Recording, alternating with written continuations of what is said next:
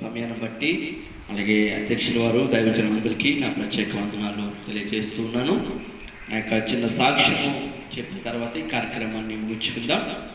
మరి నా భార్య విషయంలో దేవుడు చాలా అద్భుతమైనటువంటి మేలులు, వివాహము అయినది మొదలుకొని మరి చాలా బలహీనంగా చాలా హాస్పిటల్కి వెళ్ళడము, చాలా డబ్బులు ఖర్చు పెట్టడము, రెండోది తనకి కిడ్నీలో కొద్దిగా ఇన్ఫెక్షన్ రావడం వల్ల కూడా మరి డాక్టర్ చెప్పినటువంటి మాట అంటే పిల్లలు ప్లాన్ గట్ట చేసుకోకండి, ప్లాన్ చేసుకుంటే తల్లికి బిడ్డకి కూడా ప్రమాదం జరిగే అవకాశాలు ఉన్నాయని చెప్పి డాక్టర్లు కూడా ఒక 5 సంవత్సరాల వరకు పిల్లలు పుట్టకూడదు, పిల్లలు ప్లాన్ చేయొద్దు అని చెప్పారు.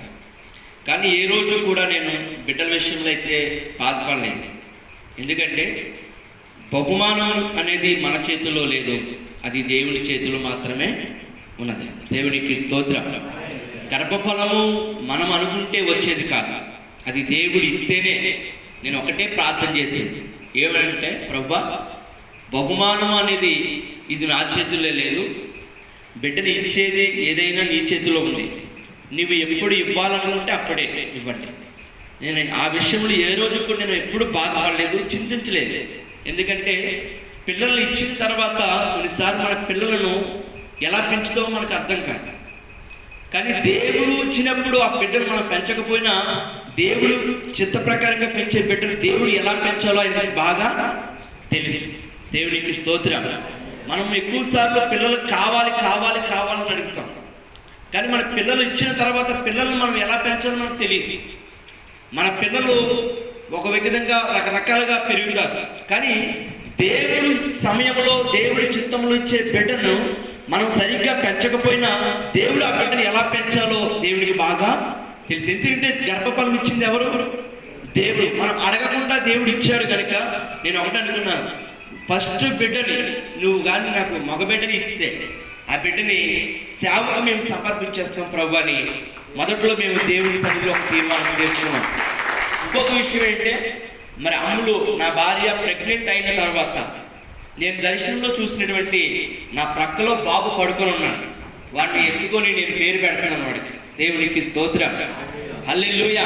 ఆ పేరు నేను తర్వాత రిలీజ్ చేస్తున్నప్పుడు కాదు, ఎందుకంటే దేవుడు ముందుగానే దేవుని సంకల్పంలో దేవుని చిత్తంలో దేవుడు ఎవరిని ఇవ్వాలో ముందుగానే దేవుడు మాకు చూపించాడు. నేను ఫస్ట్ నుంచి కూడా మొదట్లో నేను బాబే అని చెప్పాను.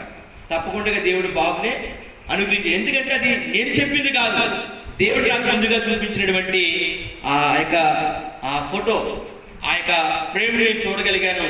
దేవుడు అలాగే చక్కని బాబుని ఇచ్చాడు. మరి కష్టంలో కూడా, కష్టతరమైనటువంటి పరిస్థితుల్లో కూడా బిడ్డలు పుట్టకూడదు, 5 సంవత్సరాల వరకు ప్లాన్ చేసుకోకూడదని డాక్టర్లు చెప్పారు. కానీ దేవుడు తన తగిన సమయంలో తగిన చిత్తంలో మరి 5 సంవత్సరాలమే కాదు, కానీ మరి ఆ బిడ్డకు ఆరోగ్యం సంవత్సరం తిరగకుండగానే దేవుడు చక్కని మగ బిడ్డని ఇవ్వడము నేను ఎంతగానో సంతోషిస్తున్నాను. ఇది సమస్తం దేవునికి మహిమ కలుగును గాక. ఆమేన్. రెండవది ఏంటంటే, ప్రెగ్నెంట్ అయింది, 9 నెలలు నిండిన తర్వాత చాలా అమ్ములు డెలివరీ అవుతుంది అనే సమయంలో చాలా శోధనలు, అసమాధానం, సంతోషం లేదు. రాత్రి పడుకుంటారన్నా నిద్ర పట్టేది కాదు, అంత టెన్షన్, కలవరం, ఏం చేయనటువంటి పరిస్థితులు. ఒక పక్కన నేను ఆ మంచం మీద పడుకున్నా సరే కానీ మనసులో ప్రార్థన చేస్తుండేవాడిని. అలాగా చాలా సమస్యలు కన్ఫ్యూజ్ వచ్చాయి. కానీ దేవుడు అద్భుతమైన రీతిలో మేము అనుకున్నది ఒకటి, దేవుడు జరిగించినది మరొకటి. దేవునికి స్తోత్రం. మేము అనుకున్నాం ప్రైవేట్ హాస్పిటల్లోనే ప్రీ డెలివరీ అవుతుందని డాక్టర్లు అందరూ చెప్పినప్పుడు ప్రైవేట్ హాస్పిటల్లో చూపిందాం అనుకున్నాం. దగ్గర రాగానే చాలా సివియర్ అయింది. మరి మేమైతే ఆపరేషన్ చేయగలిగాం మేము చెప్పలేము అని చెప్పారు డాక్టర్లు. నేను మరొకటి అనుకున్నాను, ఏదేమైనప్పటికీ మరి తల్లి బిడ్డ సేఫ్ అవ్వాలని చెప్పేసి సవేరా కూడా నేను తీసుకెళ్తానని ప్లాన్లో కూడా నేను ముందుగానే డిసైడ్ అయిపోయా. కానీ దేవుడు అంత డబ్బు ఖర్చు పెట్టకుండా దేవుడు మరి తన చిత్తంలో ఉన్నటువంటి బిడ్డను కాబట్టి మరి సింపుల్గానే గవర్నమెంట్ హాస్పిటల్లోనే చక్కని డెలివరీ దేవుడు అనుగ్రహించాడు. దేవునికి స్తోత్రం. అదే ప్రైవేట్ హాస్పిటల్ తీసుకెళ్తే దాదాపు ఒక 80,000 వరకు అయిపోయిండే.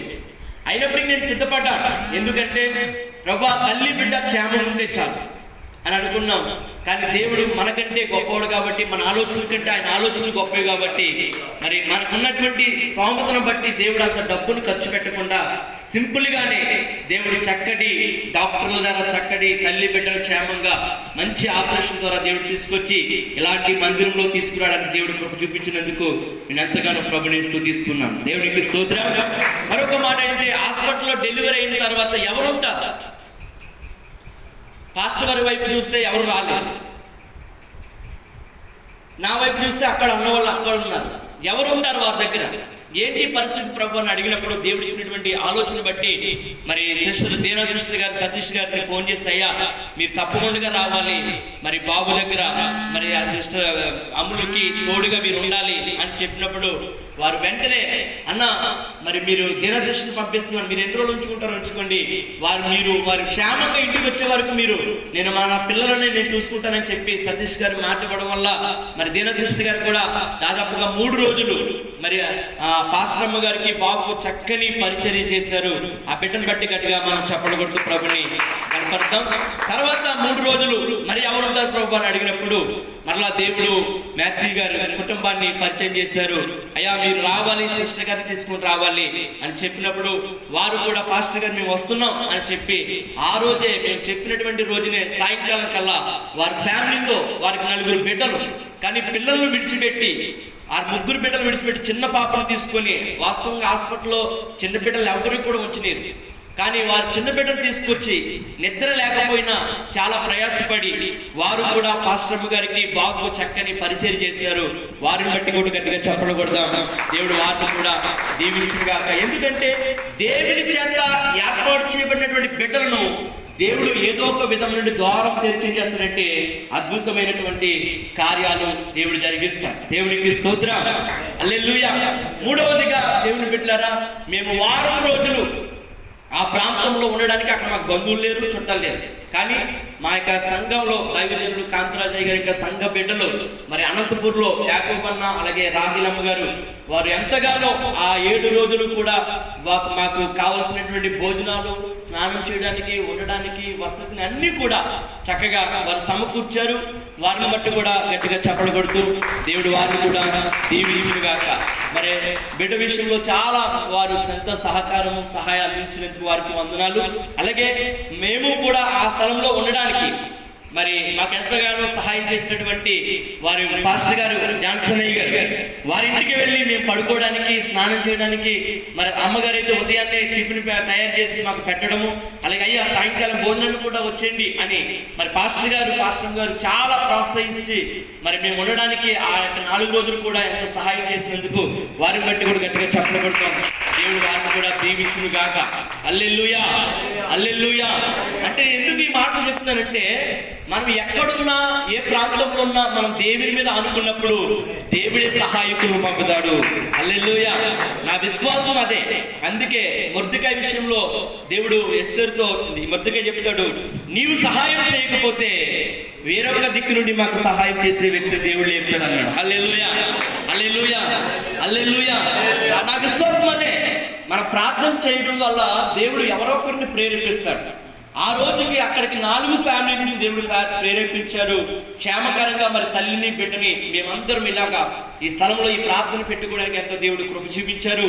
అలాగే నాకు వచ్చినటువంటి అన్నలు, అక్కలు, బావగారు కూడా వాళ్ళంతా మరి ప్రార్థన సహాయం, ఆర్థికంగా సహాయం చేశారు. మరి ఆ యొక్క బిడ్డ విషయంలో కూడా ఎంతో మరి నా వెనుకుండి నాకు ఒక బలంగా ఉండి వారు ఎంతగానో ప్రోత్సహించారు. వారిని బట్టి కూడా నేను ఎంతగానో మా అన్నగారిని బట్టి, మా అన్నగారి అక్కని బట్టి ఎంతగా చూపిస్తున్నా. అలాగే మరి మావి గారు, అత్తయ్య గారు కూడా మరి బిడ్డ విషయంలో, అలాగే పుట్టిన బాబు విషయంలో కూడా చాలా విధాలుగా సహాయం చేశారు. వారిని బట్టి కూడా నేను ఎంతగానో ప్రభుని స్తుతిస్తున్నాను. దేవుడు వారిని దీవించుగాక. దీని వెనుకుండి ఎంతగానో మన సంఘస్థులు, అలాగే తలమరల సంఘ బిడ్డలు కూడా ఎంతో సహాయం అందించినందుకు, వారు ఎంతగానో తోడుండి పరిచయ విషయంలో కృప చూపించినందుకు మీ అందరికీ వందనాలు తెలియజేస్తూ ఉన్నాను. మరి అలాగే ప్రార్థన ముగించిన తర్వాత మీ అందరికీ చక్కటి ప్రేమ విందును ఏర్పాటు చేసాము. మీరందరూ కూడా చక్కగా తిని మరి బాబుని అలాగే మా కుటుంబం అంతటిని కూడా మీరు దీవించి ఆశీర్వదించి వెళ్ళాలని ప్రభుపేట మీ అందరికీ మనవి చేస్తున్నాను. అలాగే ఈ కార్యక్రమానికి మరి పిలిచిన వెంటనే వచ్చినటువంటి దైవజనులు మరి జాన్సన్ అయ్య గారు, అలాగే ప్రకాష్ అయ్య గారు, మ్యాథ్యూ అయ్య గారు కూడా మరొకసారి వందనాలు తెలియజేస్తూ ఈ నా మాటలు ముగిస్తున్నాను. దేవుడు ఈ యొక్క మాటలు దీవించును గాక. ఆమేన్.